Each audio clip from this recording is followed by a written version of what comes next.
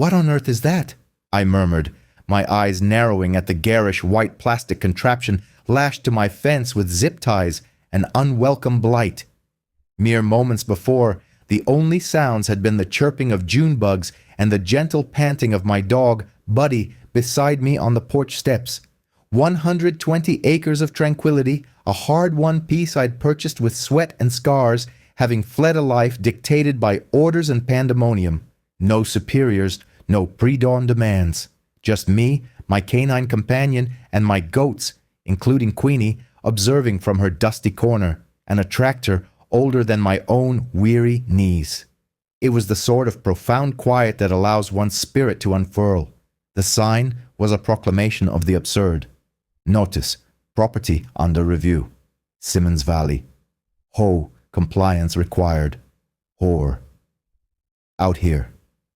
I stood there, blinking, half expecting it to dissolve into thin air. It remained. Irritated, I tore down the flimsy plastic, tossed it into the burn barrel, and dismissed it as the antics of bored adolescents engaging in homeowners association make-believe. That was my first error, underestimating the pernicious influence of petty authority. My second mistake was assuming it would cease. 2 days later, a plume of dust announced the arrival of an SUV, the color of a sterile wound, parked halfway across my gravel driveway. From it emerged a woman, radiating an enforced jollity, clad in pastel pink, clutching car keys, sporting mirrored sunglasses, and brandishing the ubiquitous clipboard like a sidearm. "Hi there," she chirped, seemingly oblivious to the landscape, her gaze fixed on me as if I were a stain needing eradication. "I'm Elena Vance, HOA president.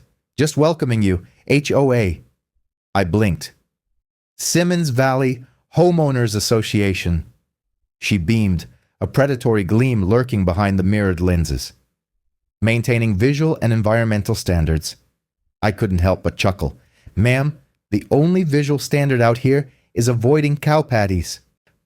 She remained unfazed, reciting fabricated regulations concerning fences, livestock density, and even noise limits. She presented me with a manila envelope marked, "Welcome packet, action required."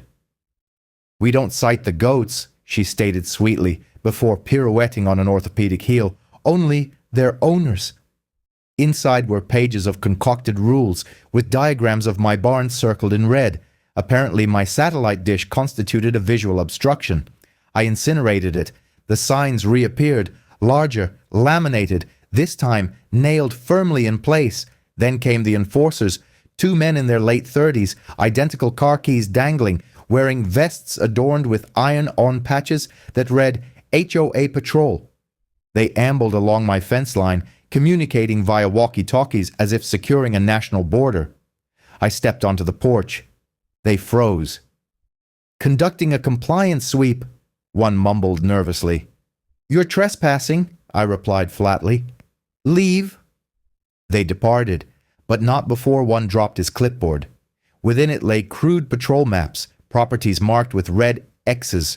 Mine was labeled Target Alpha, High Resistance. A chill, foreign and unwelcome on my own land, snaked down my spine. This was no mere prank. I contacted Deputy Miller. "Ellen Vance," Miller sighed. "Oh yeah, we know her. She tried to cite the feed store for rural noise disturbance last year. There's no such HOA, Ethan, but she's persistent. Watch yourself."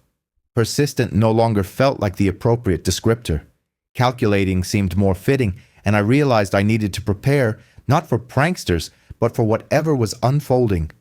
Miller's warning lingered heavily in the hushed darkness long after our call concluded.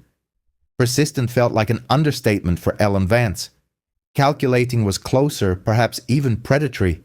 The clipboard bearing its Target Alpha designation wasn't a joke, it was a battle plan. Over the subsequent evenings, I rigged motion sensors along the fence lines, concealed low in the scrub. Trail cameras monitored the gates and the approach to the barn, their feeds routed to a monitor in the kitchen. Nothing lethal, just enough light and sound to signal that this land, my land, possessed defenses. I hoped it would suffice to deter playground bullies. I was mistaken. Trouble, a sensation I remembered from a prior existence, emits a distinct sound when it endeavors to be discreet. A measured crunch on gravel. Too deliberate for wildlife. Too light for a vehicle. I detected it before dawn. 2 nights later, the air was still and black. No panic. Just ingrained reflexes taking over. Boots on. Yesterday's coffee reheated. A glance out the side window confirmed my suspicions. 5 shadowy figures moved in a languid arc toward the barn. Vests, car keys, headlamps bobbing like discount special forces. Operatives. One clutched that infernal clipboard. A crackle from a cheap radio drifted on the still air. Team Alpha in position. Begin sweep. Target is presumed armed. Presumed armed. I almost scoffed. Osama bin Farmer, apparently. But the dark humor evaporated quickly. That familiar hum returned. The low thrum of alertness I hadn't experienced since Kandahar. Threat assessment. Response protocols. I moved to the mudroom, slipped on the old field coat with the remote trigger nestled in the pocket. Not because I anticipated needing it, but because I was curious to see their reactions. They crossed the second fence line, confident, silent, until one tripped the wire I'd shallowly buried near the water trough. Click, then boom. Not an explosion, but a sudden, blinding deluge of light. High-beam floodlights I'd mounted on the barn roof blazed to life, transforming midnight into midday.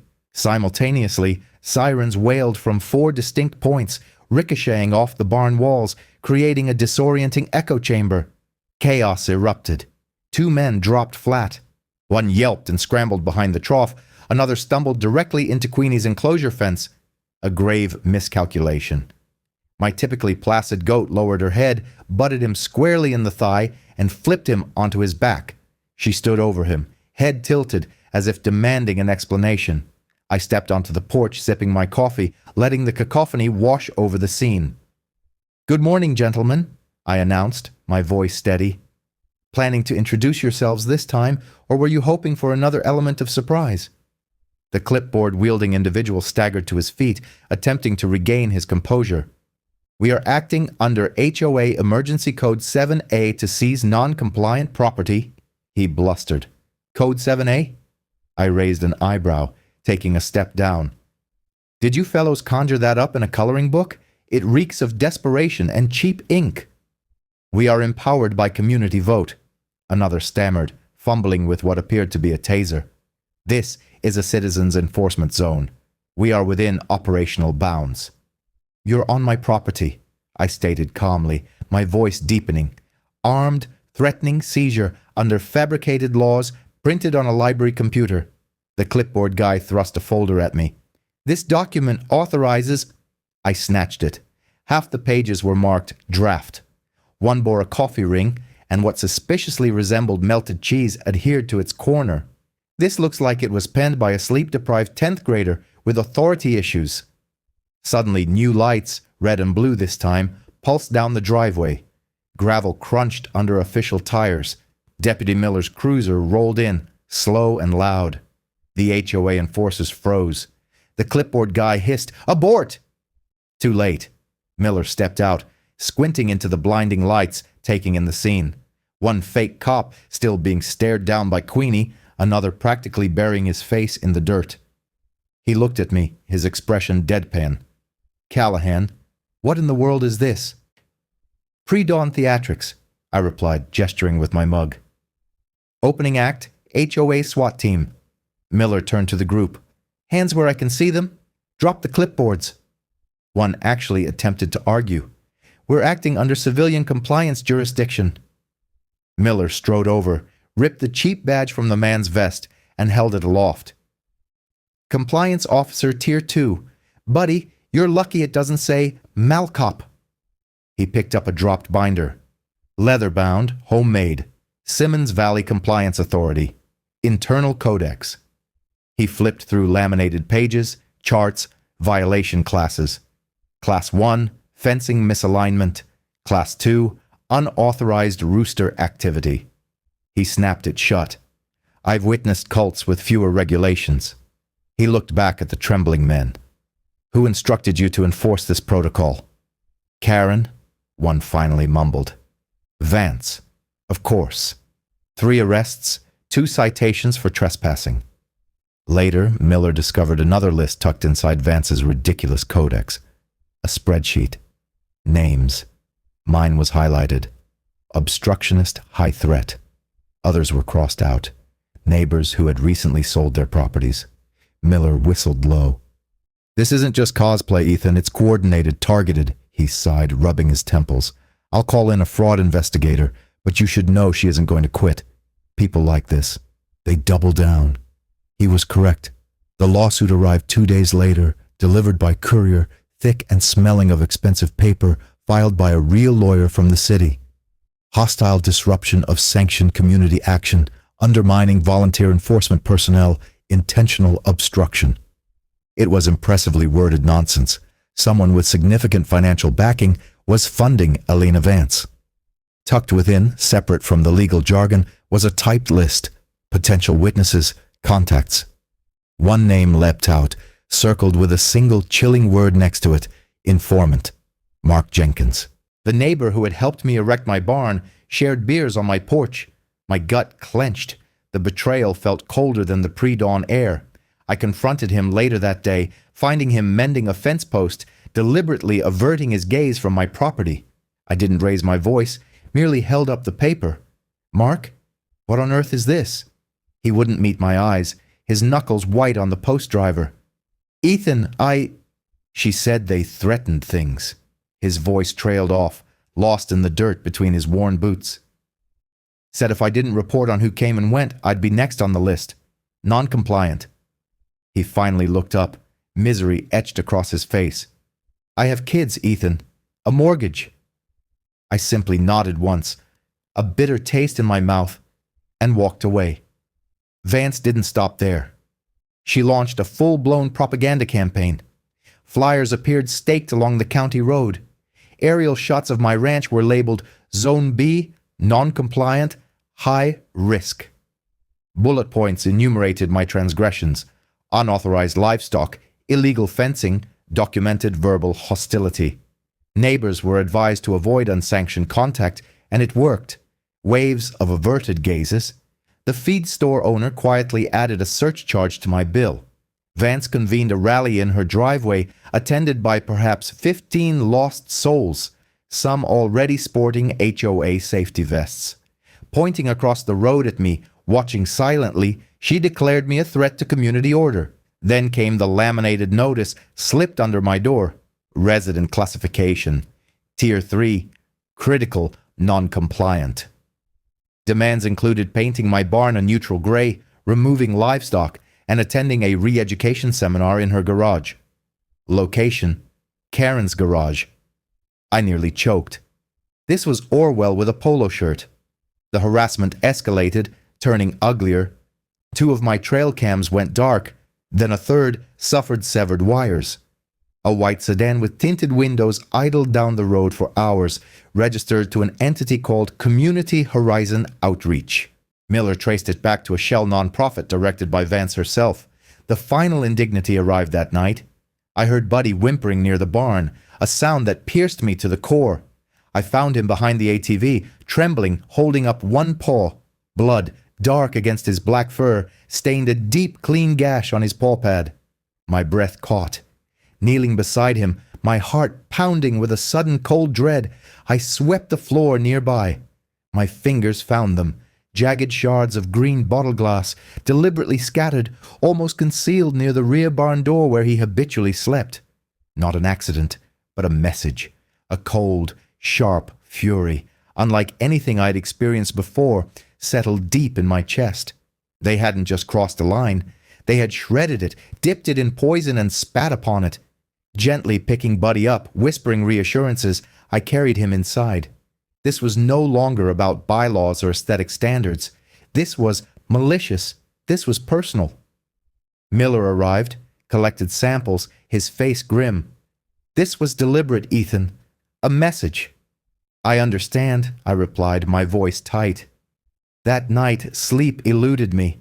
I gathered everything: the footage from the mock raid, The ludicrous seizure warrants, Vance's flyers, Miller's surveillance logs, photographs of Buddy's injured paw, copies of the HOA's insane rulebook.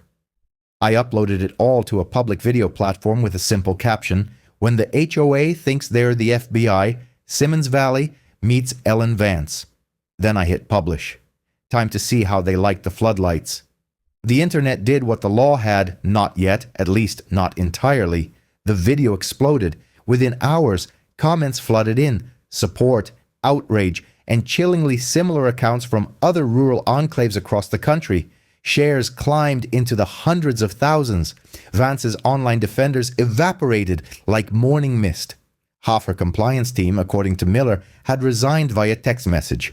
For a day or two, there was a sense of vindication, a feeling that perhaps the absurdity had finally imploded under its own weight.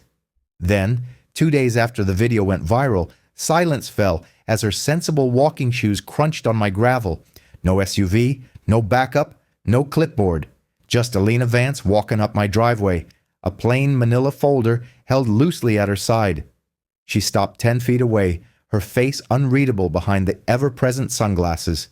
The usual forced cheerfulness was replaced by something colder, almost reptilian. "You think this is about goats?" Her voice was low, flat. "You think this ends with me?" I remained silent, simply watching her, my hand instinctively resting near where Buddy lay sleeping on the porch, his bandaged paw tucked beneath him. She stepped closer, the silence stretching. "You've kicked something you don't understand, Callahan." She thrust the folder at me. It wasn't a suggestion. "This isn't local," she whispered, a strange intensity in her voice. Then she turned sharply and walked away, leaving me standing in the afternoon sun with the damned thing in my hand, a prickle of unease far colder than before settling over me. The folder sat on my kitchen table for 6 hours before I opened it, not precisely because I was afraid, but because I had a sinking premonition I already knew its contents, what she meant. This wasn't her usual laminated garbage printed at the library. This was thick paper, proper formatting, official government headers, some redacted, others starkly clear. Agency abbreviations I hadn't seen in open use for a decade. The top page read, Rural Behavioral Management Initiative, Phase 2 Implementation Protocols. My blood ran cold. I flipped through the pages, memos detailing communication strategies, contact lists with names I recognized, people I'd tangentially interacted with years ago, back when my world involved briefings in windowless rooms, not mending fences. There were budget outlines, jurisdiction maps that vaguely mirrored the Tri-County area, references to subject cohorts, and compliance metrics. This wasn't Ellen Vance playing power games. This was doctrine. It was organized, and horrifyingly, it felt familiar. I called Miller. He was at my place within the hour. I said nothing, merely slid the folder across the table. He opened it, his eyebrows climbing higher with each page he turned. "Where did you get this?" "She gave it to me," I said quietly. Walked up, handed it over, said I'd kicked something I couldn't stop. Miller closed the folder slowly, his face grim. He made a call. The county attorney, a sharp, no-nonsense woman named Hayes, arrived an hour later with an investigator and a portable scanner. They dismantled the folder, scanned every page, verified the headers, and checked the watermarks and signature stamps. Then Hayes looked directly at me, her gaze piercing. "Did you know about this program, Mr. Callahan?" I hesitated, the pieces clicking into place with sickening clarity. "Not this iteration," I admitted slowly, the words tasting like ash. "But I knew some of the people who constructed the initial framework years ago. I wrote a report, an analysis on potential vulnerabilities and recalibration techniques in rural command structures post-instability." My own words, twisted and weaponized. Hayes and Miller exchanged a look that spoke volumes. My past wasn't just catching up. It had been waiting for me here all along. Things moved rapidly after that. Within 24 hours, they secured a warrant based on the folder's contents, linking Vance to potential federal offenses beyond mere harassment. Miller and 2 state agents served it the following morning. Vance, Miller informed me later, opened the door wearing that same smug smirk, clipboard in hand as if it were diplomatic immunity. It didn't last long. "You wouldn't believe the setup, Ethan." Miller's voice was strained over the phone later that day. "Hidden room behind a false bookshelf panel in her study, like something out of a spy movie. Wall-to-wall binders, a whiteboard covered in names, faces, your face, Callahan, right in the center, schedules, rotation charts for surveillance teams, a bank of monitors linked to hidden cameras, including one with a live feed, paused, pointed directly at your barn door." He paused, taking a breath. "They had files, Ethan. Thick files. Psychological profiles. Yours rated you defiant, autonomous, high vigilance, recommended specific pattern disruption and social isolation tactics. Others were labeled compliant, exit achieved, or pending disruption. That poor woman, the one who sold her place cheap and moved out last month, her file was marked pending disruption. It's sick." "They found a wall map," Miller continued, his voice low and angry. "3 counties, pins everywhere, red, blue, black, each labeled with a code. P1, probationary assessment. P2, persuasion, coercion phase.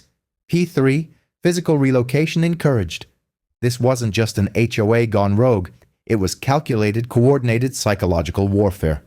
The county attorney filed federal charges that afternoon: conspiracy to defraud, wire fraud, illegal surveillance, impersonating public officials.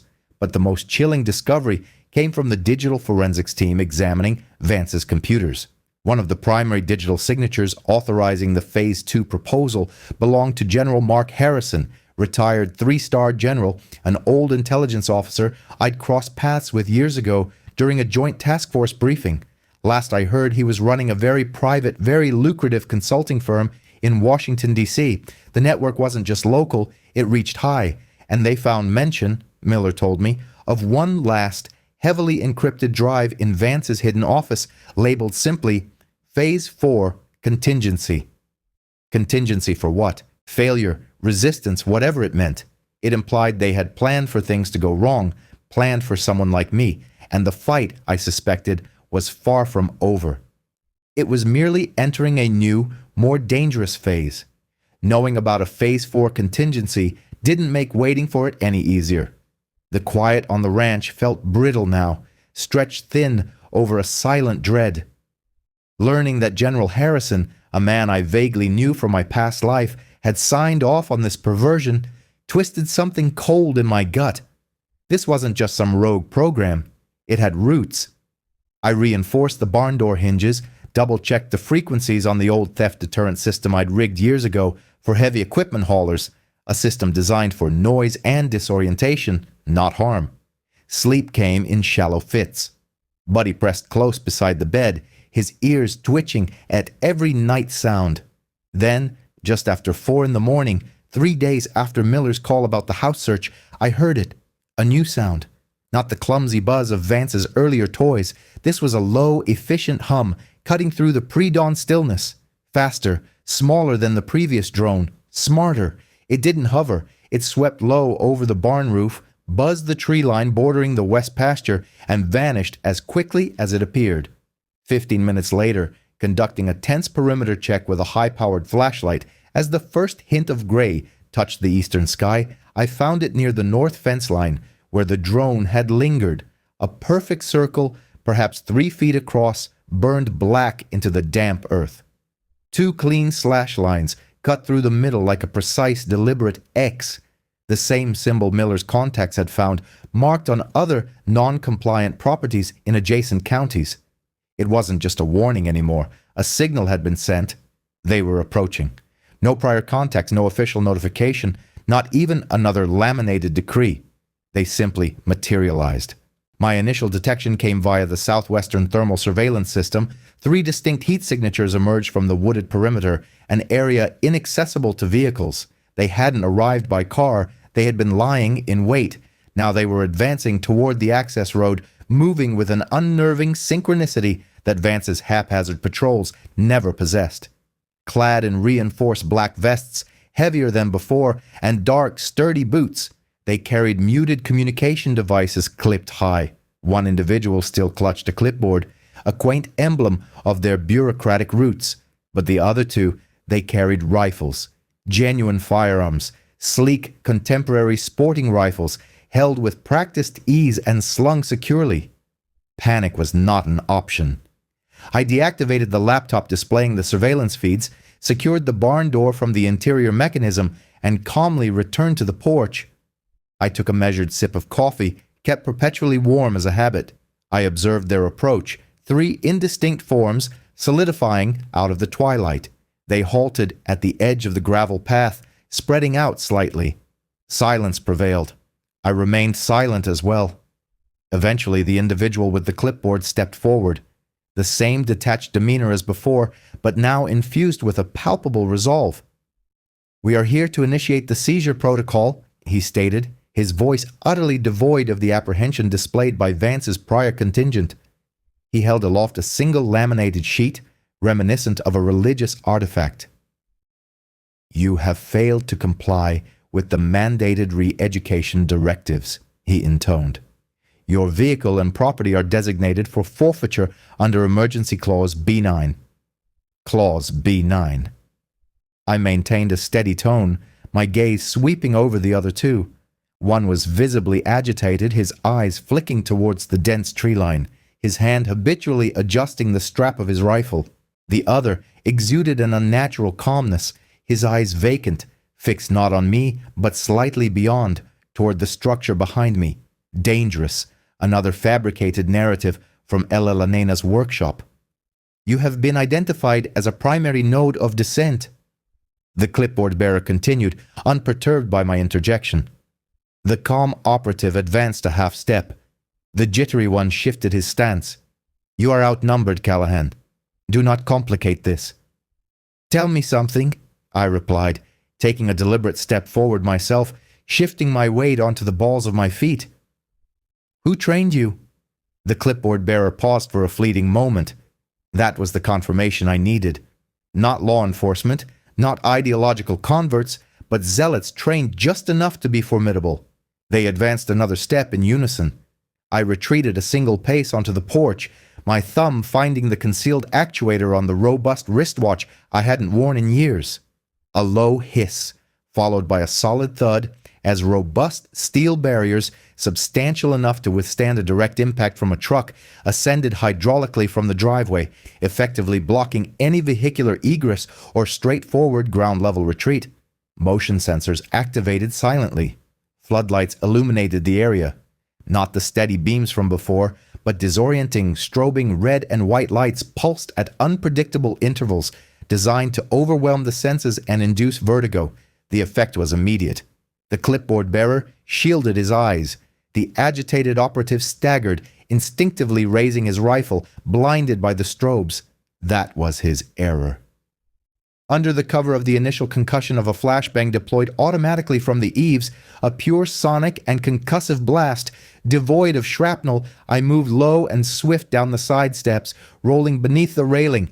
I came up just as the agitated operative stumbled towards the gravel. I seized the rifle barrel, twisted sharply, utilizing his own momentum and my full body weight to slam his shoulder brutally into the ground.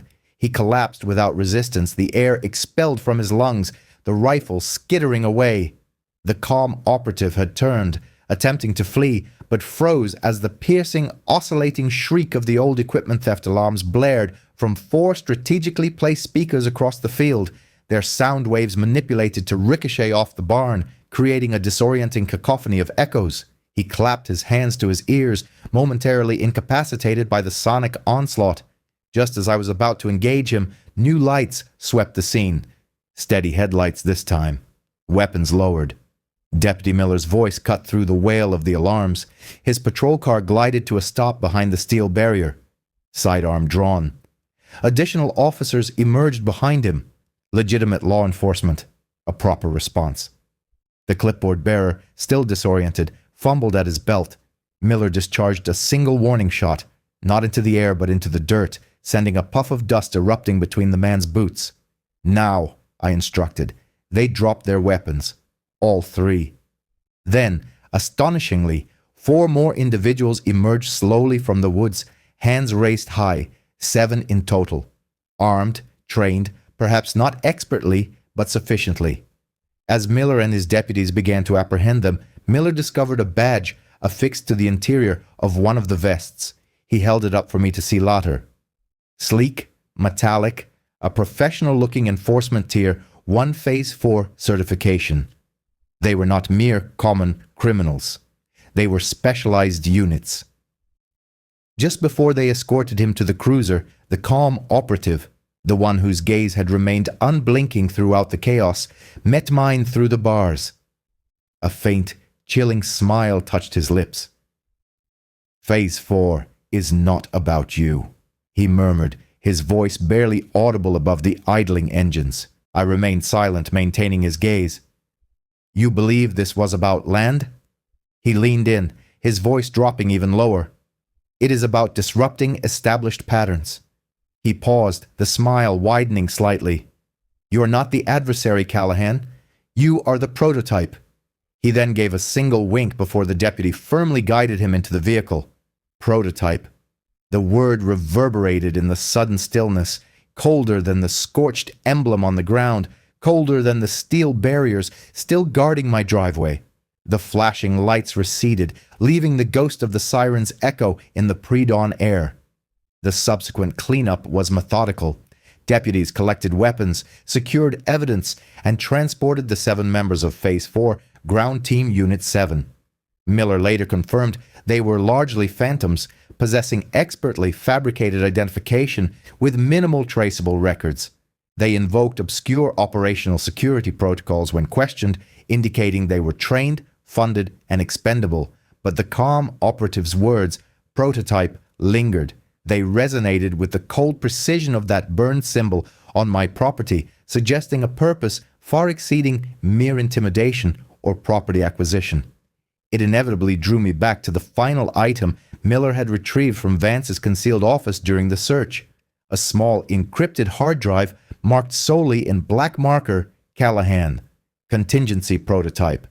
The answers, I was convinced, resided on that drive.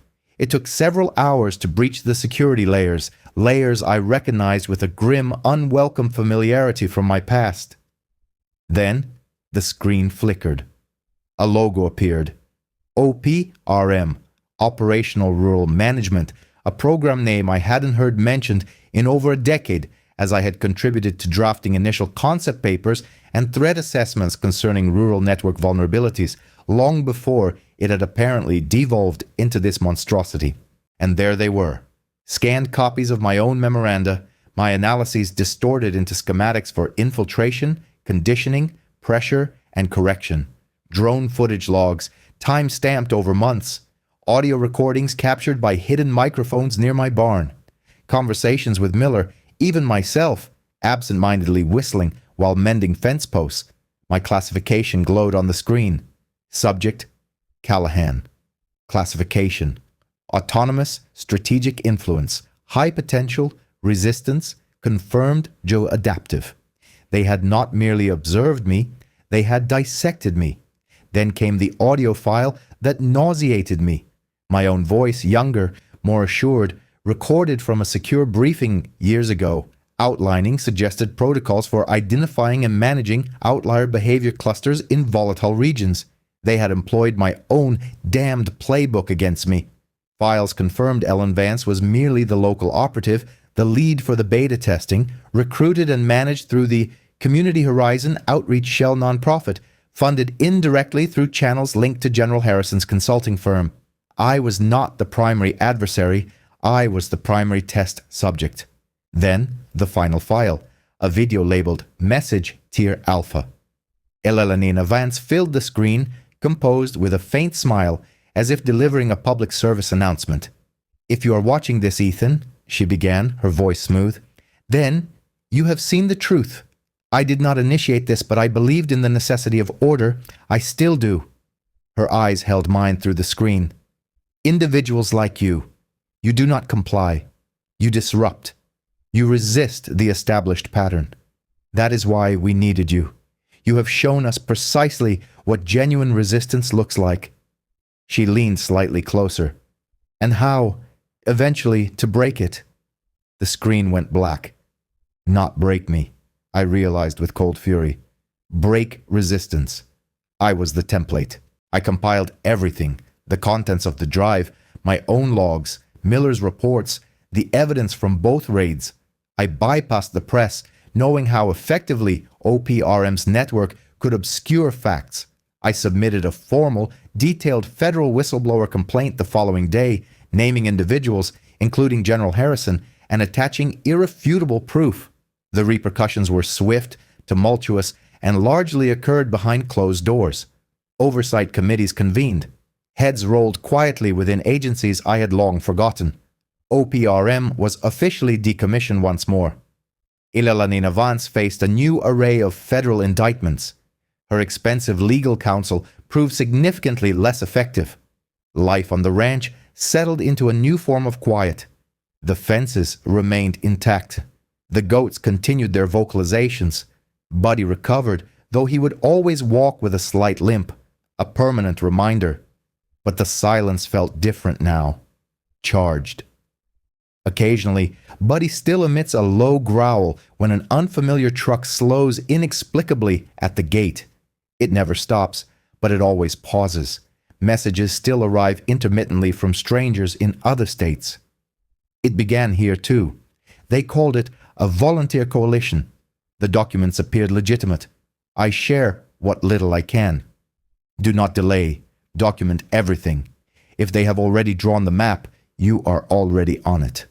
Miller decrypted one final, deeply buried email from the Callahan Drive a few weeks later. No sender, no signature, just a subject line. Reassignment, pilot zone, Midwest Beta. Coordinates for a flat, nondescript stretch of farmland hundreds of miles away. Phase 4 had not concluded here. It had simply moved down the list, seeking the next pattern to disrupt, the next prototype to scrutinize. They perceived me as the variable, the disruption, the anomaly in their system. Perhaps I was, or perhaps, as the composed operative suggested, I was merely the prototype that validated the pattern, compelling them to adapt, refine, and continue. Now operating more discreetly, underground, the conflict was far from over. Out here, beneath the expansive sky, the silence no longer felt like tranquility. It felt like a suspended breath.